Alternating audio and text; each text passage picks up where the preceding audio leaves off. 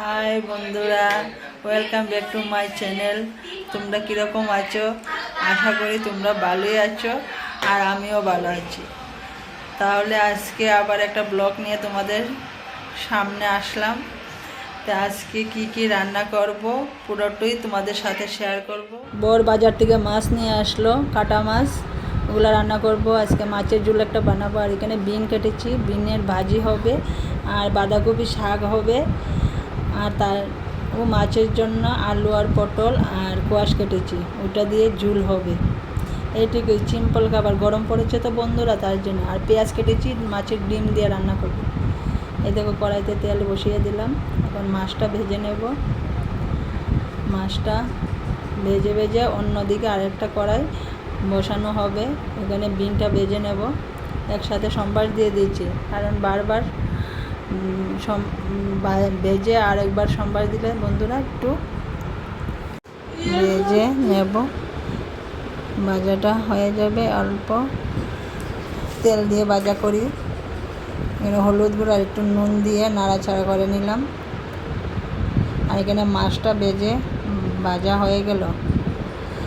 মাছ ভাজা হওয়ার পর এখানে একটু গরম জল দিয়ে পটল আর আলুটা ভাপ দিয়ে ফেললাম, কারণ এখানে সার থাকে তো। আর ভাজাটা হয়ে গেল, বিন আলু ভাজাটা। আর এখন বাঁধাকপিটা বসানো হবে।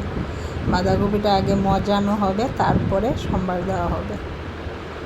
মজানো বসিয়ে দিলাম, হলুদ আর একটু নুন দিয়ে বসিয়ে দিলাম। আর এখানে ওই দেখো ভাপ দিয়ে সবজিটা ফেললাম। এখন মাছের তেলটা ভেজে নেব। পেঁয়াজ দিয়ে দিলাম, দু তিনটা মরিচ। কম জাল খাই তো বন্ধুরা, তার জন্য বেশি দেওয়া হয়নি। একটু জিরের গুঁড়ো, একটু ধনের গুঁড়ো আর একটু হলুদ, একটু নুন দিয়ে মাছের ডিমটা ভেজে নেব। আমার দুই মেয়ে খেতে খুব ভালো পায় মাছের ডিম। মাছের ডিমটা হতে হতে এদিকে বাঁধাকপিটাও একটু মজানো হয়ে যাবে। তারপরে এই তো মজানো হয়ে গেছে। এখন এখানে মাছের ঝোলটা বসানো হবে। পেঁয়াজ দিয়ে দিলাম, তেলে দিয়ে একটু লাল লাল করে ভেজে নেব। তারপরে পটলটা দিয়ে দিলাম, একবারে সম্বার দিয়ে দিলাম। কম তেল খাই তো বন্ধুরা, তার জন্য একসাথে সম্বার দিয়ে দিছি অল্প তেল দিয়ে। আর এখানে হলুদ আর নুন একটু নাড়াচাড়া করব। তারপর একটু জিরার গুঁড়ো, একটু ধনের গুঁড়ো আর একটু নাড়াচাড়া করে তারপরে জল দিয়ে দেবো। পাতলা করে ঝোলটা রান্না করব, গরম পড়েছে তো তাই। এদিকে বাঁধাকপিটা মজানো হয়ে গেছে, এখন সম্বার দেওয়া হবে। তেল দিয়ে দিলাম, ফোড়ন দেব, 5 ফোড়ন দিয়ে বাঁধাকপি শাকটা সম্বার দিয়ে দিলাম। একটু নাড়াচাড়া করে একটু ধনের গুঁড়ো, একটু জিরের গুঁড়ো দিয়ে একটু নাড়াচাড়া করব।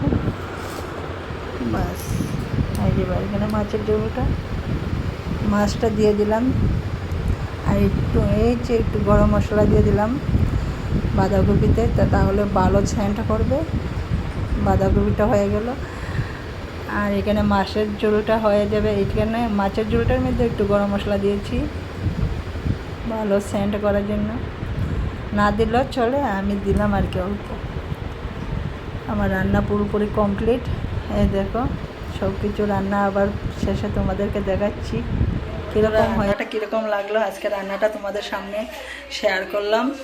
তো রান্নাটা তো পুরোটাই দেখানো হয়েছে। আজকে একটা বড় ব্লগ বানালাম, জানি হয়েছে।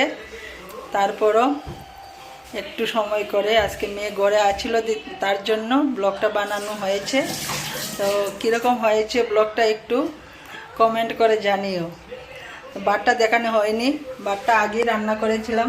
এই যে ভাত, এতে দেখানো হয়নি। তোমরা আবার বলবে যে সবজি বানিয়েছো, ভাতটা বানাওনি না? ভাতও বানিয়েছে বন্ধুরা। তো দেখতে কীরকম হয়েছে একটা লাইক করে দিও, আর আমার পাশে থাকবে আর আমাকে একটু সাপোর্ট করবে। টাটা।